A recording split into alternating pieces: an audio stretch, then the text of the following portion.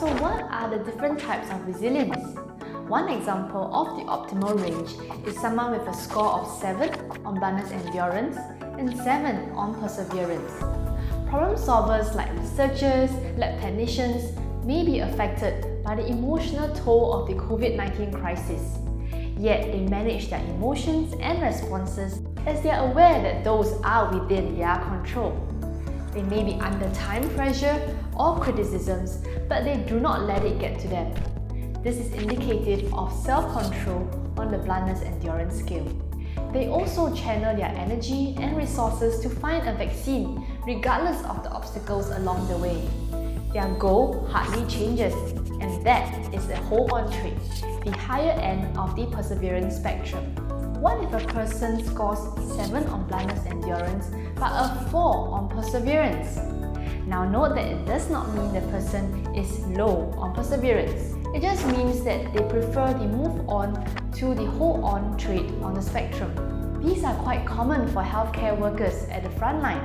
In their operationally vibrant work environment, where daily influx of cases calls for their attention, they do not have the luxury of time to try new methods or solutions. They have to move on with existing proven ways of working to meet the immediate needs on hand, all in order to make sure patients are seen through to recovery.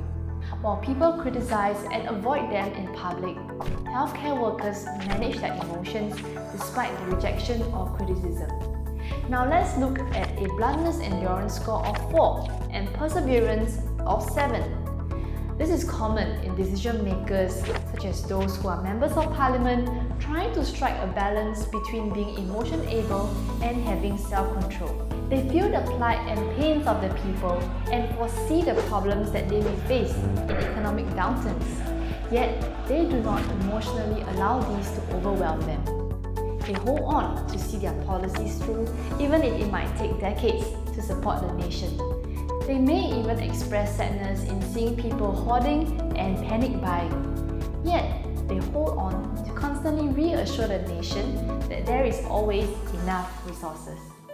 So what are examples of those that are outside the SQI optimal score range? So let's say a score that is on the lower end of bluntness endurance and a score that is on the higher end of perseverance. Well, that is indicative of what compulsive hoarders behave like. For example, people who reacted to the DORSCON orange announcement and frantically stockpiled face masks, sanitizers, perishables, that reflects a tendency to be emotion-able toward an event that caught them by surprise. Even after the government had clarified that there is sufficient stock available for everyone, they hold on and persist in stockpiling. Their perseverance in the extreme end of holding on indicates a high likelihood towards stubbornness. One last combination that we will look at is a score that is on the high end of bluntness endurance and on the low end of perseverance. This is common in retrenched workers who are unmotivated to reskill or find another source of income. Now do note, this does not apply to all retrenched workers. It can also apply to employed ones who simply do not take appropriate actions. There may be workers who are already cynical about the economy to begin with. They do not just emotionally tolerate the happenings around them, but they have numbed their emotions. Well, that's an extreme of self-control. And combined with the extreme of move on in perseverance, they are not energized by new opportunities or new ideas. These people may lack the willpower and simply move on from whatever support that has been made available to them. Now, it is not that we shun them, but if we know this about ourselves, we need to be careful not to let it turn into depression. Now, join me in the next video and we will take this a step further in uncovering blind spots and a false sense of resilience.